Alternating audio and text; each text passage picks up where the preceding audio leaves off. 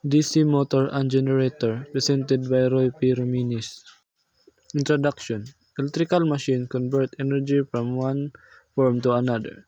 Two important DC machines, DC motor and generator, both operate on electromagnetic principles.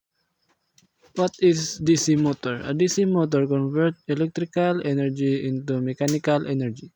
It works using the interaction between magnetic field and electric current, commonly used in devices requiring speed control and high torque. Construction of a DC motor. Main part. Stator produces magnetic field. Rotor. Armature rotating part.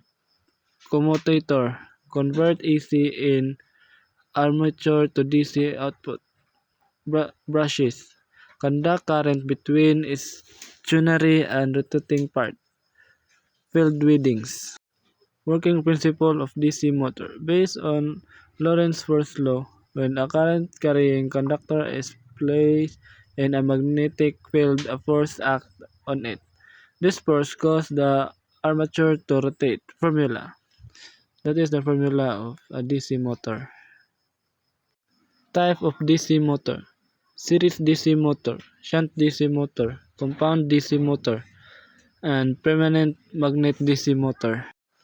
Applications of DC motor.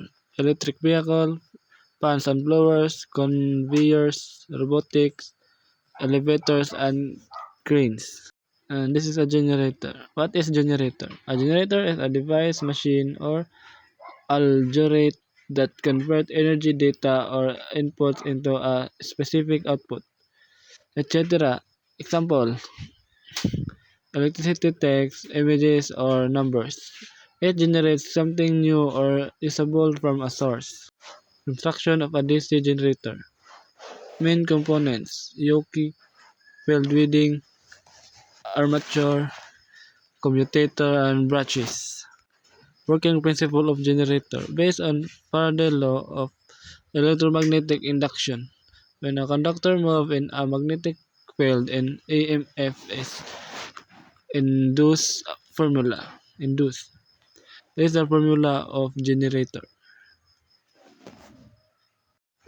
Type of generators: AC generator, DC generator, portable generator, inverter generator, standby generator, industrial generator, renewable energy generator. Conclusions: DC machines are important in industrial and electrical systems. Both motor and generator work on electromagnetic principles. They are mainly used in power systems and machines. That's all. Thank you.